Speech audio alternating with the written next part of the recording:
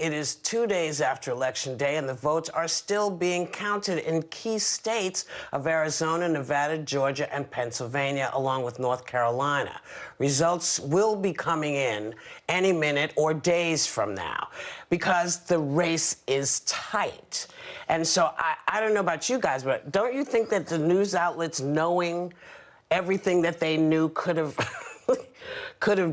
kind of done this a little bit differently, since he's been broadcasting for months that, you know, he was going to challenge this? So don't you think they could have started the whole night by saying, now look, this is going to be really unusual. This is not going to be like how we do everything else. We're going to have to take this moment by moment. Do you think they could? Do you think somebody could have thought that out maybe a little better, and then people wouldn't be as freaked out or surprised as they seem to be, Joy? What do you think? Oh, well, they're going nuts out there. I mean, the thing that gets me is that Trump is behind in the electoral voting. He's behind. I think he has 214, and Joe Biden has 253, and that's just on CNN. On Fox, Joe Biden is even higher, and yet he's yelling, "Stop the count." That is completely counterintuitive, darling. You're supposed to keep counting when you're behind, but he doesn't know that. You know, it's interesting. I think that the coronavirus has done him in. You know, I think this is such a disheartening, this election was disheartening in many ways, because we see that half the country ignores the terrible things that he's done, that for whatever reason. It's sad. But did they really? I feel good about it today. Yeah, I feel good about it today, though, because I feel that Biden is going to win. I think that he has the ability to get us back into the Paris Accord, to alleviate the tension with NATO and get rid of Russia, you know, out of our backyard. He can have a great cabinet. There are things that he can do. And if Trump wasn't such a bad politician, I'm afraid he might have won in a landslide. That's what's scary. Because the coronavirus is really the reason he's not winning. Well, here's the other question. I mean, given all the information that came out of this, you know, he made ground with his base. He got more black people. He got this. And then you see this other thing that says Joe Biden got more votes as a presidential candidate than any other person in history.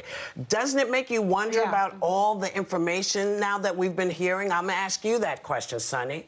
Well, yeah, it's true.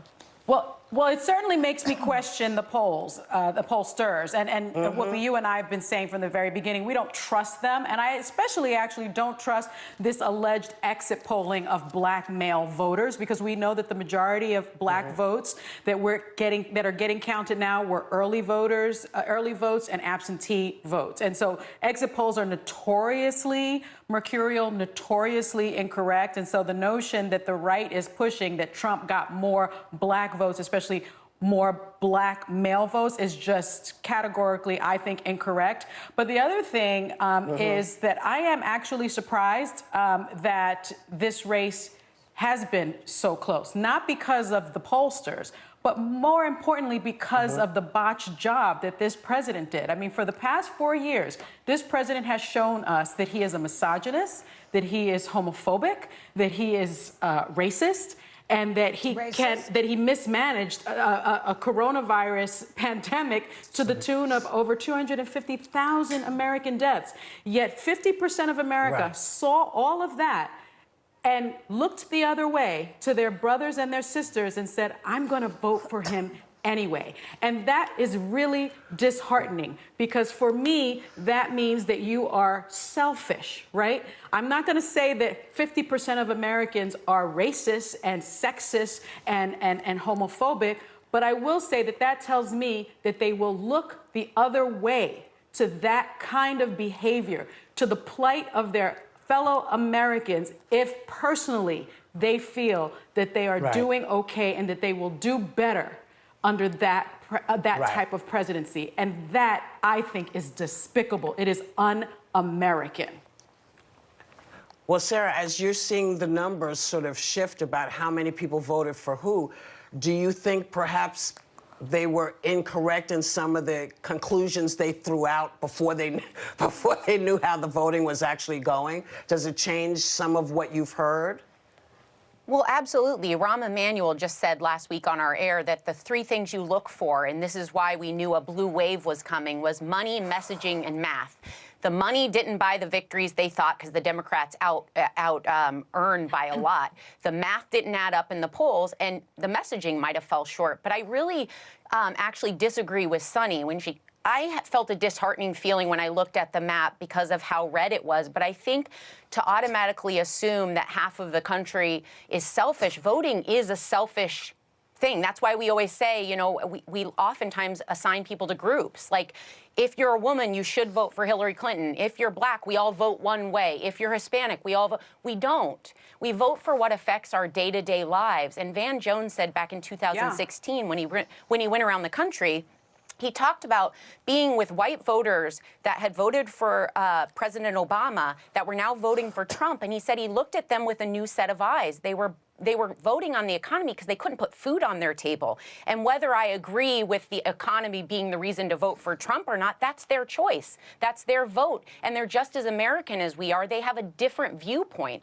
That was the part that really shocked me on election night, is how different it was. The problem, Sarah, though, is that our very democracy is founded on the notion of collective, of a collective spirit. We the people, right? We the people, for the people, by the people. And unless you have that collective social contract, our democracy fails. So when you see 50% of the country just looking the other way at the plight of 50% or more of the country, at the plight of the LGBTQ community, at the plight of African Americans, at the plight of immigrants their children are being torn from them at the border, at the plight of people that are losing their spouses, their children, their brothers, their sisters from a deadly virus because this president could not control it because he lied to us. When you see that and you still continue to vote for yourself. I want to make sure. I want to get Anna in there. Sorry. I'm sorry, you guys. Okay, well, you know, but I think this discussion that's going on between Sunny and Sarah is reflective of what we have been saying forever and ever, that Black people are not a monolithic group. Hispanics are not a monolithic group. And look, I know that when you live in Miami, like I do, we think we are the center of the universe. But what happened in Miami, we were just 3% of the Latino population in the country. In Arizona, 700,000 Latinos showed up to vote, and they voted 75% for Joe Biden. So if Joe Biden pulls off Arizona, he owes it in no small measure to the Latino vote and the Latino support. And the fact that we're not monolithic is good for our communities. And I do think that this is now a 50-50 country. We see it everywhere. And look, you know, people just have to be patient. There's incredible shrinking leads all over the place. For Biden in Arizona, for Trump in Georgia. People need to take a chill pill. I'm feeling good today. I'm like Billy Joel, keeping the faith. I think it's just, you know, democracy running its course. We are seeing transparency, and I think it's a good thing. This is not all, you know, the extraordinary criminal thing that the Trump people are trying to make it out to be. This is how it usually works. Exactly.